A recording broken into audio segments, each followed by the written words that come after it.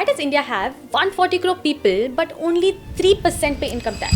This is episode 8 of Curious Case of Money. Imagine a college trip where only students with a paid internship have to contribute 5,000 rupees. Now think of the rest of the class. Some are freelancing, some are selling things online, and some get money from home. They are still having cash coming in, but the rule only asks the kids with internship to pay. So a small group ends up covering for the whole trip. That is how India's income tax system feels. About 40% of India's workforce is in agriculture, and that income is generally exempted from income tax. Around 90% work in the informal economy, where money is often cash-based, underreported, or not neatly recorded. So even though India has around 140 crore people, only 3% of the total population ends up paying income tax. It's not that the rest 97% are all avoiding tax. It's that the system mainly catches formal reported income above a certain limit. If your income is from a salaried job, registered business, or a taxable source, you are in the net. If your earnings come through farming or informal work, you're often not. And that also explains why the burden feels so uneven. A smaller formal sector